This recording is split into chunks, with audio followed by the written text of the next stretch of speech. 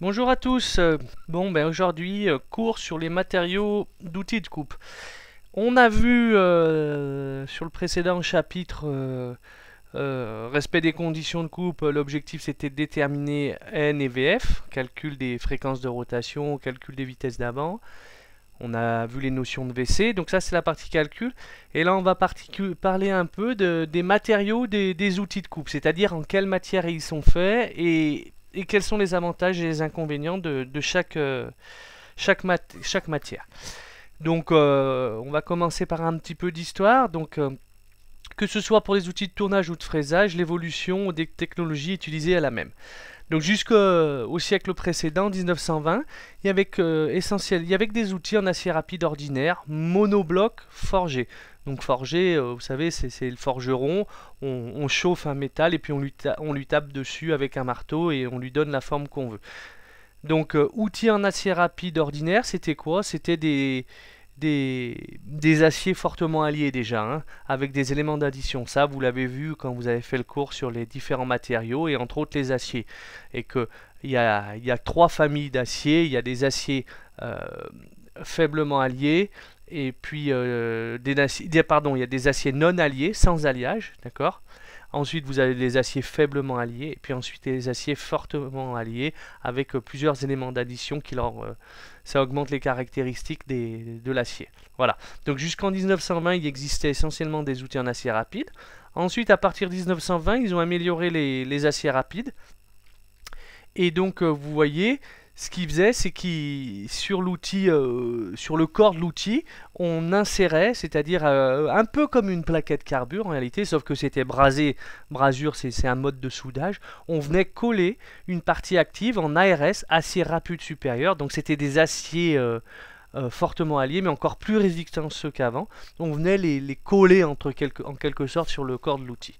Voilà. Donc les inserts brasés présentent comme inconvénient majeur de devoir démonter l'outil lorsqu'il est usé, ce qui implique des réglages machines, euh, beaucoup d'outils en stock, baisse de productivité. Bon, ça c'est vraiment vieux.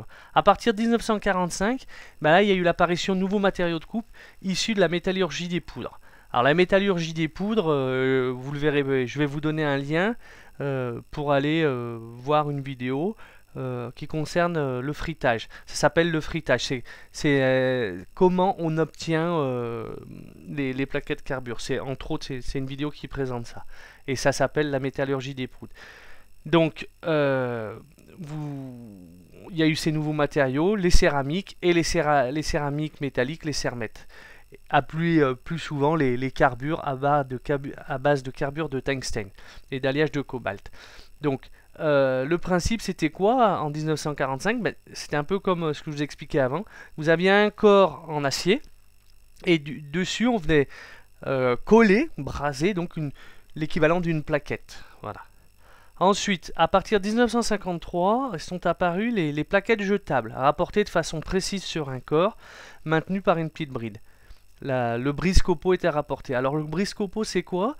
C'est ce qu'il y a au-dessus. Alors pourquoi? C'est que ce qu'il faut imaginer, c'est que quand l'outil coupe, quand la plaquette coupe la matière, le copeau va pouvoir remonter et se remonter le long du brise-copeau et du coup ça va le casser, ça va aider à le casser parce que je sais pas, vous vous rappelez sûrement, on a déjà dû en parler, qu'en fait on n'aime pas les copeaux longs, c'est pas bon quand le copeau fait comme un fil là, la pelote de laine, ça on n'aime pas du tout. L'objectif avec un copeau c'est de le fragmenter en permanence, ça c'est bien. Donc à partir des 1970, les techniques de frittage se sont améliorées et du coup les formes les plaquettes ont vachement évolué. C'est-à-dire qu'elles ont été plus fines, les brise-copeaux étaient intégrés, on a des formes beaucoup plus complexes, etc. etc. Et, et aussi il y a eu l'avènement, vous voyez, au lieu d'être tenues par une bride par-dessus, il y a les plaquettes à vis. Les plaquettes sont tenues par les vis. Nous c'est ce qu'on a, hein. Au lycée on a quasiment que celle-ci, hein. Voilà. Alors aujourd'hui, on en est où? Aujourd'hui, l'évolution, elle est loin d'être terminée.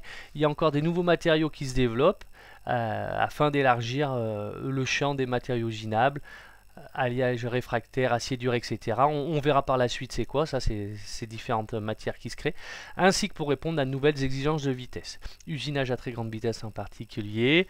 On peut citer par exemple le nitrure de bore cubique, on en reparlera après. Et puis autre chose, d'autre part, les revêtements sont de plus en plus utilisés pour améliorer la résistance à l'usure et à l'échauffement des outils ARS ou carbure. Effectivement, les revêtements, c'est quand vous avez un outil dans la main, vous êtes sûrement rendu compte qu'il y avait une espèce de peinture. Des fois, c'est un peu jaune brillant, ça ressemble à de l'or. Des fois, c'est un peu plus bleu, etc. Donc, il y a différents types de revêtements. Bah, ces revêtements, en fait, ils sont là pour améliorer la résistance à la chaleur. Donc c'est très fin, hein. C'est quelques microns de peinture, si vous voulez, et ça augmente la résistance de l'outil. Voilà, ça c'est les dernières évolutions. Puis enfin, les géométries des outils et des systèmes de fixation sont constamment améliorées afin d'optimiser le processus de coupe et de productivité. Effectivement, là je vois nous les dernières plaquettes, les derniers porte-outils qu'on a achetés en fraisage. Les plaquettes de fraisage, elles ont des formes beaucoup plus... elles sont moins carrées, si vous voulez. Il y a des formes beaucoup plus arrondies. Elles sont fines. Ça, je vous invite à le regarder sur les nouveaux porte-outils. Vous verrez la différence, l'évolution. Sur les tourteaux de fraisage, par exemple, qu'on a en conventionnel, les grosses fraises qu'on a pour surfacer, les plaquettes, vous regarderez, elles sont quasiment carrées, les plaquettes. Elles ont une petite... elles sont biseautées, mais elles sont presque carrées. Alors que les nouvelles plaquettes de fraisage, c'est des plaquettes qui ont des formes arrondies, qui font la vague. Là, elles sont beaucoup plus compliquées à obtenir, quoi. Mais ça, c'est grâce aux nouveaux moyens de production. Voilà. Donc, ça, c'est un peu l'évolution des outils. En parallèle, je vais vous montrer un cours que j'ai trouvé sur Internet et qui est pas mal fait aussi. Alors, regardez, c'est surtout ce graphique-là qui m'intéresse. On repart de l'évolution, vous voyez, de 1900 jusqu'aux années 2000. Et l'idée, c'est quoi ? Ce graphique qui présente quoi? On vous dit, donc vous avez les années en bas, et là c'est le temps en minutes. L'idée c'est, on veut usiner un diamètre de 100 mm, alors ça doit être de l'acier la pièce, hein, sur une longueur de 500 mm. Donc il fallait combien de temps à l'époque, en 1900, pour usiner ça? Ben, vous voyez, il fallait 100 minutes. 100 minutes, ça fait pas 2 heures, mais ça fait plus d'une heure et demie. D'accord? Alors que dans les années 2000, avec les nouveaux matériaux de coupe, regardez, pour la même usinage, regardez le temps, on est à 30 secondes environ, quoi, même pas, hein. D'après le graphique, c'est même moins. Donc, l'idée, c'est ça, c'est que grâce à l'amélioration de ces matériaux, eh ben, on a pu diminuer les temps d'usinage. Et je vous ai toujours dit, hein, quand on a parlé des conditions de coupe, les WC, ben, en fait, c'est le cœur c'est le nerf de la guerre, pardon, hein. Le nerf de la guerre, c'est de gagner du temps. Plus on gagne du temps, plus on usine vite et plus on peut faire des pièces et plus on gagne de l'argent, hein. C'est un des aspects. Donc voilà pour les évolutions. Alors, principale propriété des matériaux de coupe. Alors, on va revoir. La partie active de l'outil doit présenter certaines propriétés mécaniques. Une grande dureté. Celle-ci doit être largement supérieure à celle du matériau usiné. Effectivement, il faut que l'outil que vous utilisez soit plus dur que la matière que vous usinez, sinon ça va pas fonctionner. Donc la dureté, comment, tiens, on pourrait en résumer ça. Moi souvent je dis, vous prenez une bille en acier, et cette bille en acier, vous prenez une planche de sapin et une planche de chêne, vous les mettez à côté. Cette bille en acier, vous la mettez à 1 mètre au-dessus de la planche de sapin et vous la faites tomber.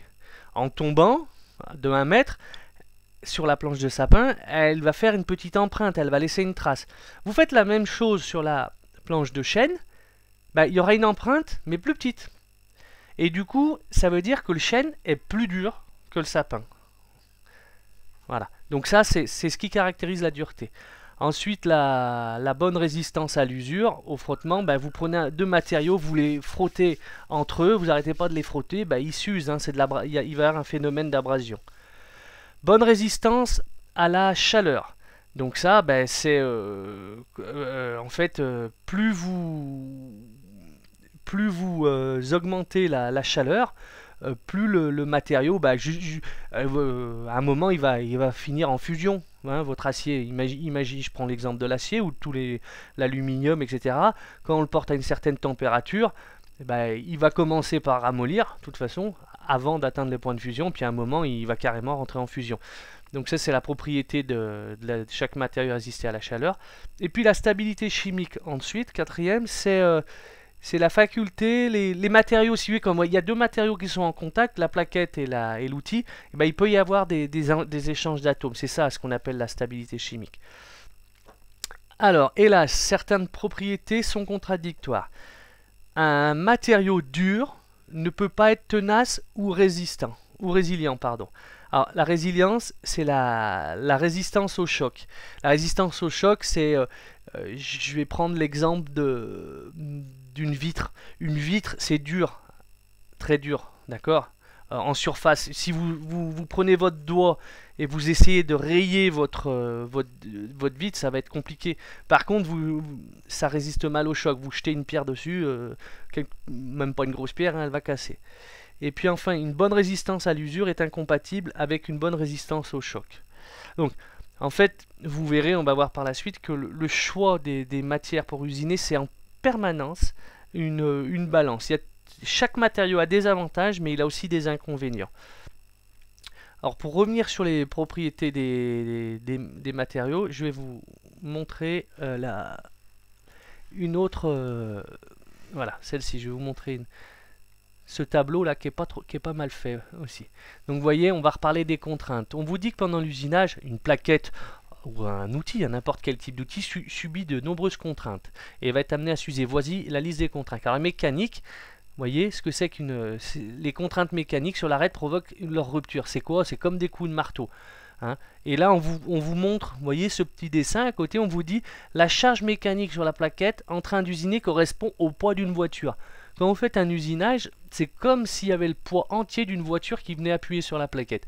Donc, c'est à plutôt intérêt à être résistant à la plaquette. Hein.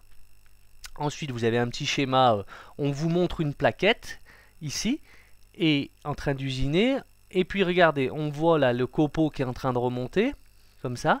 Et puis ça, les flèches, c'est quoi? C'est à l'endroit où ça usine, ça chauffe. C'est là où ça chauffe le plus. Et les flèches, avec les pourcentages, c'est l'évacuation de la chaleur.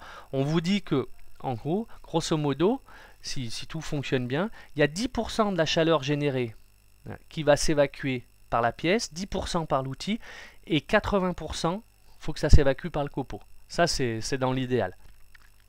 Parce que cette chaleur, faut surtout pas la garder parce que si elle reste à ce point-là, en fait, elle va détruire l'outil. Hein. Plus ça va chauffer, plus ça va abîmer l'outil. Donc, on revient sur notre tableau thermique. Vous avez le symbole. Hein, on a vu que ce qu'elle endurait, la plaquette, ça chauffe. Chimique, réaction chimique entre le carbure et la matière usinée provoque une usure, donc échange d'atomes. Abrasion, c'est comme une lime, d'accord. Elle est en permanence, il y a de l'abrasion. Donc on vous dit dans certaines matières, par exemple les fontes, il y a des inclusions de silicium. Silicium c'est du sable, hein. Ça peut user les plaquettes. Et puis enfin adhérence. Dans les matières collantes, là on pense à l'aluminium, en fait la matière peut coller sur les arêtes. Voilà. Donc c'était pour vous reparler un peu des propriétés. Alors maintenant on va retourner dans le cours que vous avez. Alors, donc le choix d'un matériau pour outil de coupe sera toujours un compromis entre une grande dureté, une ténacité suffisante et une grande stabilité chimique. D'accord? Alors maintenant je vais vous présenter un peu plus précisément les différents matériaux. Donc les aciers rapides. Vous aviez les ARN, aciers rapides à rendement normal. Ça honnêtement on n'en parle plus. Les ARS, aciers rapides à rendement supérieur, dont les performances sont meilleures grâce à une meilleure tenue à chaud. Ouais, c'est ce qu'on appelle les ARS, aciers rapides supérieurs. Et en plus, on peut leur mettre de revêtements. Alors ça, on en voit aussi de moins en moins dans les ateliers. Hein. Très honnêtement, nous, on a encore des forêts ARS, parce que ça coûte beaucoup moins cher que les forêts carbure. Mais en tournage, on n'a plus d'outils ARS. En fraisage, on n'a plus de fraises ARS. On préfère des fraises carbure. Que ça soit avec des plaquettes ou des carbures monoblocs, vous savez, les fraises qui sont d'un bloc. Vous pourrez peut-être en voir encore des fraises, je pense, en ARS dans certaines entreprises, parce que en finition pour l'aluminium, c'est encore bien utilisé, ça fonctionne bien en finition d'aluminium. Mais bon, en règle générale, ça tend à disparaître quand même. Alors, qu'est-ce qu'il y avait, vous voyez, dans un outil ARS? Du carbone, du chrome, tungstène, mobilène, vanadium, cobalt. Voilà, ça fait que c'est un acier fortement allié. Alors, l'influence des différents éléments d'addition. Le carbone augmente la dureté. Le chrome influence la capacité de la trempe et la résistance au revenu. Donc la trempe et le revenu, c'est les traitements thermiques. Les traitements thermiques, je vais simplifier, vous n'avez pas encore fait gros dessus, mais le traitement thermique, c'est comme quand votre forgeron, vous savez, il chauffe, là, on voit, il fait son épée, là, dans les films. Il fait chauffer l'épée, après il tape dessus, il tape dessus pour lui donner la forme, et il la prend, et à un moment, il la trempe dans de l'eau, dans un récipient d'eau, et là, ça fume. Et du coup, en fait, on fait subir à ce moment un choc thermique à l'épée, et du coup, ça va changer un peu les caractéristiques de l'acier, ça va augmenter sa dureté. Voilà, c'est de façon très simplifiée, c'est un peu ça un traitement thermique. Mais bon, c'est plus compliqué que ça, mais c'est juste pour vous faire comprendre. Ensuite, on a du tungstène et de molybdène, qui donne une bonne résistance à l'usure et maintient la dureté à chaud. Oui, le tungstène, c'était... bah tiens, pour info, vous avez peut-être pas connu, mais avant, il y avait des ampoules chez vous, c'était des filaments avant qu'il y ait des LED, des vieilles ampoules à filaments, et ben dedans, c'était du tungstène, les filaments, parce que ça résiste très bien à la chaleur. Voilà. Le vanadium est un des éléments les plus importants. Il forme avec le carbone un carbure très stable, beaucoup plus dur que les autres carbures qui confèrent à l'outil une très grande résistance à l'usure. Le cobalt améliore significativement la dureté à chaud. Alors, comment on les élabore ces outils? On découpe des lopins, on les forge comme le forgeron. Recuit, on met dans un four. C'est un principe de traitement thermique. Ensuite, on usine les surfaces fonctionnelles. Ensuite, on fait une trempe et un revenu, traitement thermique. Et ensuite, on finit l'outil par rectification. On trouve aujourd'hui sur le marché des aciers rapides frités. Ils présentent une structure plus homogène et une meilleure résistance à l'usure. Ok, donc ça c'est pour les ARS. Maintenant, on va parler des carbures. Alors, vous voyez, en fait, en réalité, on n'appelle pas ça carbure, ça s'appelle cermet. Alors, qu'est-ce que c'est un cermet? C'est en réalité un matériau composite. Donc composite, c'est-à-dire qu'il est composé de plusieurs éléments, obtenu par fritage, métallurgie des poudres. Donc, il est constitué d'une ou plusieurs céramiques, le constituant dur donnant la résistance à l'usure. Donc nous, par exemple, c'est souvent ce qu'on utilise, hein. Tout ce qu'on utilise, c'est le carbure de tungstène, mais vous en avez d'autres, hein. Vous avez le carbure de titane, etc. On verra par la suite. Et puis d'un alliage métallique servant de liant et assurant la ténacité. Donc l'alliage métallique, si vous voulez, donc dans le matériau composite, c'est ce qui va permettre aux atomes de la céramique qu'on utilise de bien se tenir entre eux. C'est la colle, si vous voulez. Donc il existe deux grandes familles de cermètes en fonction de la céramique. Donc vous avez ceux à base de carbure de tungstène. C'est ce qu'on appelle carbure. Quand on dit tiens on va faire chez une plaquette carbure, c'est cela. Et puis sinon, si vous avez du carbure de titane, on parle de cermète. Voilà. Alors, les techniciens de la coupe utilisent souvent les termes, voilà, c'est ce que je vous disais, plaquette carbure pour désigner les carbures à barre de tungstène et cermet pour les carbures de titane. Donc en donnant ainsi des noms différents à des composés chimiquement semblables, les techniciens de la coupe laissent supposer des caractéristiques chimiques et mécaniques différentes. En jouant sur les proportions de céramique et de métal liant, les fabricants de plaquettes peuvent modifier les caractéristiques mécaniques du cermète. Oui, ça, quand on joue sur les proportions de céramique, de métal liant, les proportions, c'est-à-dire que vous verrez dans la vidéo qui explique comment on fait le fritage avec la métallurgie des poudres, c'est un peu comme quand on fait un gâteau, on met un peu de farine, du sucre, etc. On mélange des ingrédients entre eux, et en fonction de ce qu'on veut obtenir, on met plus ou moins de farine, plus ou moins de sucre. Et bien là c'est pareil, quand on vous dit qu'en fonction de ce qu'on veut obtenir, on va mettre plus ou moins de ci ou de ça. Alors quand on dit en fonction de ce qu'on veut obtenir, c'est qu'en fait, les plaquettes que vous achetez, elles ont une forme qui doit correspondre à l'outil pour qu'elle se monte sur l'outil. Ça, vous l'avez tous vu, hein, il y a chaque plaquette, elle s'adapte à un outil. Mais en plus, on va parler de nuance. Et la nuance, c'est quoi? C'est ce qu'on met dans la plaquette, la composition de la plaquette. Et pourquoi? Eh ben, en fait, les plaquettes, on va pas prendre les mêmes plaquettes normalement pour usiner de l'aluminium ou de l'acier ou de l'inox ou d'autres matériaux. En fait, si on veut être performant, on va choisir une nuance, on parle de nuance adaptée à la matière qu'on usine. Alors concrètement, nous à l'atelier, on achète des plaquettes nuances pour usiner de l'acier. Les plaquettes qu'on achète, elles sont faites pour usiner de l'acier de base, hein, pas un acier très résistant. Elles peuvent faire l'inox, et puis nous, on s'en sert pour usiner l'aluminium. Si on était en production, on adapterait nos nuances, parce que comme ça, on pourrait aller un peu plus vite, elles s'useraient moins vite, etc. Mais là, nous, notre objectif, on essaye de trouver des nuances qui s'adaptent à tout ce qu'on fait. Parce que c'est compliqué. Après, si on a une nuance pour l'acier, une nuance pour l'alu, vous vous rendez bien compte qu'un jour vous usinez de l'alu, le lendemain de l'acier, il faudrait changer en permanence les plaquettes, ça demanderait d'avoir beaucoup de références dans les placards, ça serait compliqué à gérer. Donc nous, les nuances, on a la nuance de base pour les aciers, et puis c'est tout. Alors, ensuite, d'autre part, les cermettes à base de carbure de titane sont plus durs et ont une meilleure tenue à chaud que ceux à base de carbure de tungstène, mais sont beaucoup plus fragiles. Ces premiers sont donc plutôt réservés à des travaux de finition. Donc, vous voyez, on vous dit que les cermets, en réalité, c'est plus pour des travaux de finition. Les cermets contiennent souvent d'autres céramiques que celles de base, comme nitrure de titane, carbure de tantale, carbure de nobium. Les liants sont des alliages constitués principalement de cobalt, de nickel et de fer. Donc ça, le liant, je vous rappelle, c'est la colle. Donc vous voyez, hein, ça en fait des atomes différents dans une plaquette. Alors l'historique, c'est les premières céramiques, c'était en 1900. Ensuite, première tentative de fabrication d'outils. 45, vraiment début des véritables recherches. 50, première commercialisation. 1965, là, il y a eu amélioration de la ténacité, donc par l'ajout d'éléments d'addition.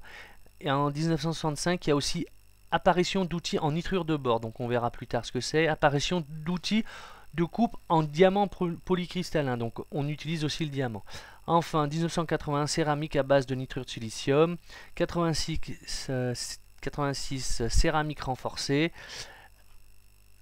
Ensuite, bah voilà, ça s'arrête là. Et puis, bah là, on pourrait rajouter que ce qui est dit au début du cours, hein, les perpétuelles évolutions des formes des plaquettes. Hein. Alors, qu'est-ce qu'on y a dedans? On définit 3 grands groupes de céramique. Céramique oxydée, céramique mixte, non oxydée. Bon, là, j'avoue que c'est peut-être un peu complexe pour vous. D'accord? Donc en fonction non oxydé, vous retrouvez les nitrures de bore cubique et le diamant, les céramiques de coupe, céramique mixte. Donc là c'est la composition, ouais, c'est un peu compliqué. Tiens, parlons du diamant. Alors le diamant est le matériau d'outil le plus dur, mais très fragile et ne supporte pas les températures supérieures à 850 degrés. Il est donc réservé à l'usinage des alliages d'aluminium, les plastiques, les laietons, les bronzes, en opération de finition, car les arêtes de coupe sont très tranchantes. Ouais, avec le diamant, on obtient des super états de surface. C'est poli, c'est vraiment, on dirait un miroir. Donc c'est ce que je disais à chaque fois, les matériaux, ils ont toujours des avantages et des inconvénients. Le diamant, c'est le plus dur, mais par contre, c'est fragile.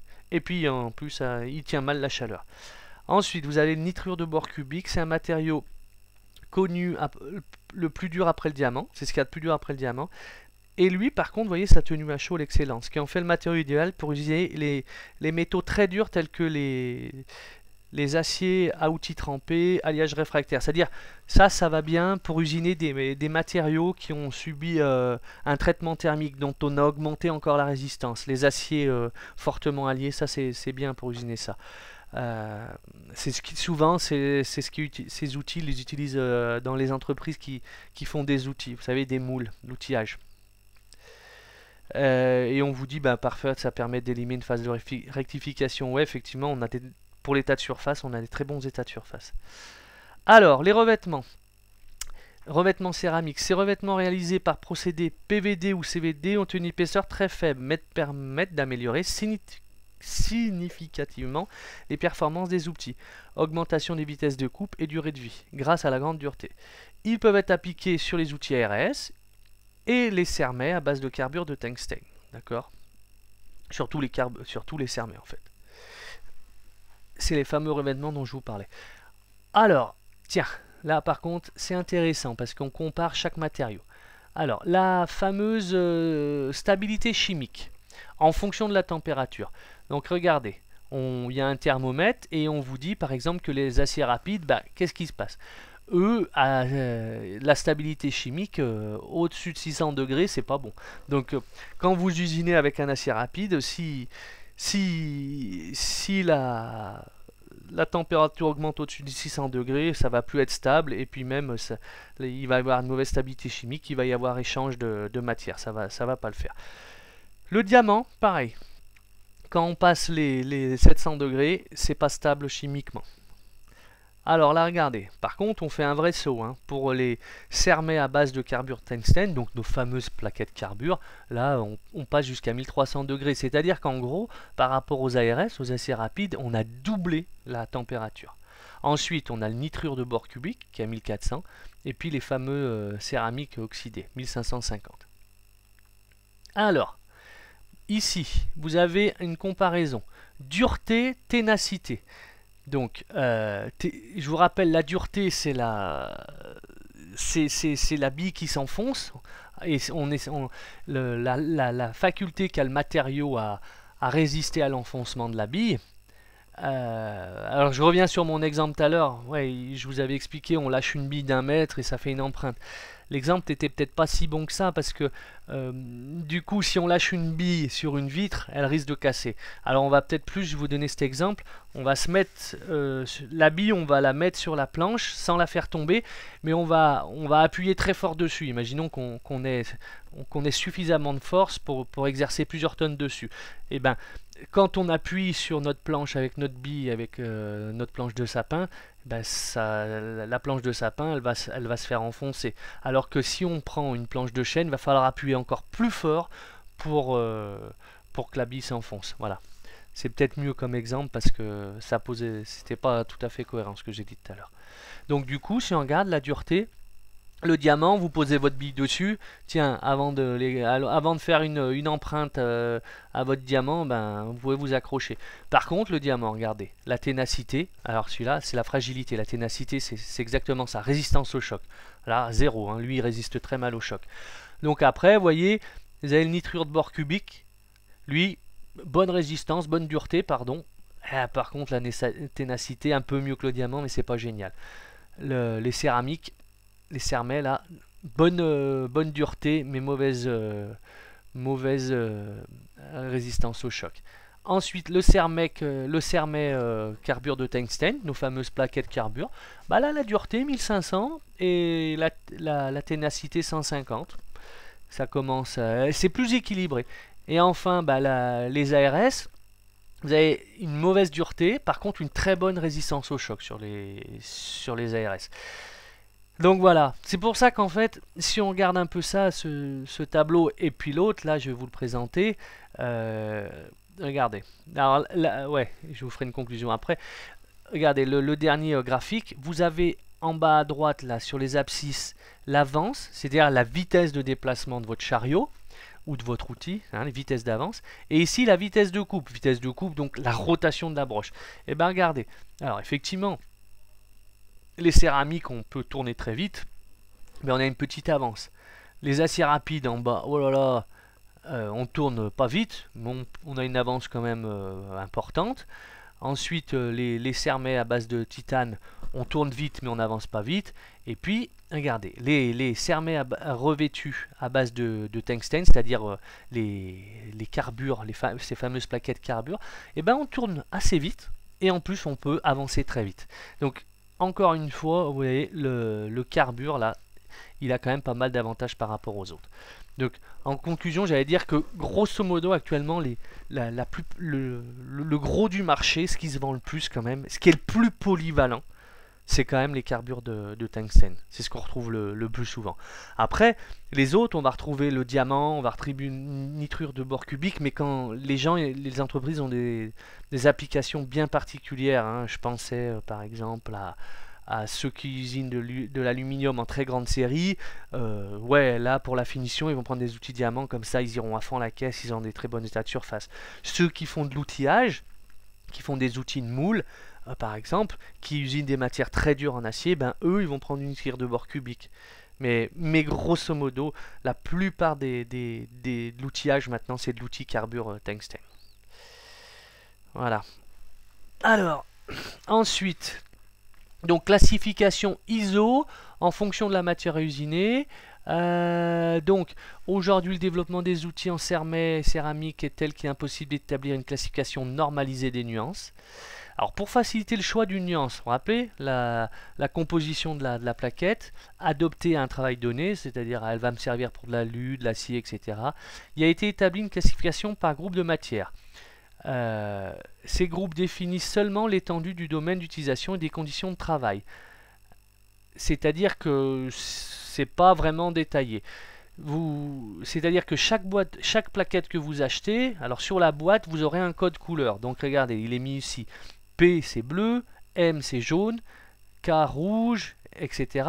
Et quand vous achetez des plaquettes, si la boîte c'est du P en bleu, ça veut dire que vous ferez pour des aciers non alliés, faiblement alliés, fortement alliés, acier coulé, Acopolo. En gros, la plupart des aciers. Mais après, au sein même d'une couleur, par exemple du P, vous aurez beaucoup de nuances. Vous n'aurez pas qu'un type de plaquette, vous aurez plusieurs nuances. Parce que les nuances pour faire de l'acier non allié, ce n'est pas les mêmes que pour faire des aciers fortement alliés.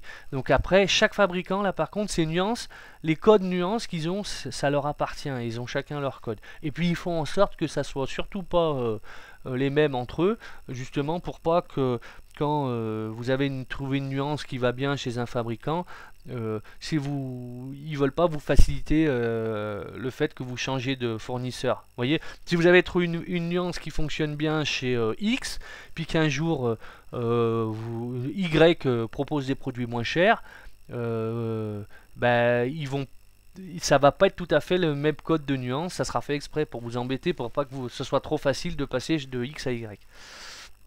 Voilà, donc en fonction du code couleur, jaune acier inoxydable, K fonte, vert métaux non ferreux aluminium, S super alliage, alliage de titane, H matière trempée. Voilà. Alors chacun des groupes principaux est subdivisé en groupes d'application en fonction des conditions de travail correspondant à l'utilisation. Ces groupes sont désignés par une lettre suivie du groupe principal auquel ils appartiennent, suivi d'un nombre distinctif. Chez Sandvik, hein, ce nombre varie de 1 à 50 avec la ténacité et inversement de la résistance à l'usure. Donc P10, c'est usinage d'acier avec outil de faible ténacité, donc très grande résistance à l'usure. Et par contre, plus on monte le chiffre, plus c'est l'inverse. C'est-à-dire qu'on augmente la ténacité, mais par contre la résistance à l'usure diminue. Voilà. Donc ça c'est leur codification. Donc voilà pour ce cours. J'ai mis en ligne, vous pourrez retrouver la vidéo sur l'obtention des plaquettes de frittage, comment on fait pour la métallurgie des poudres. Et puis voilà.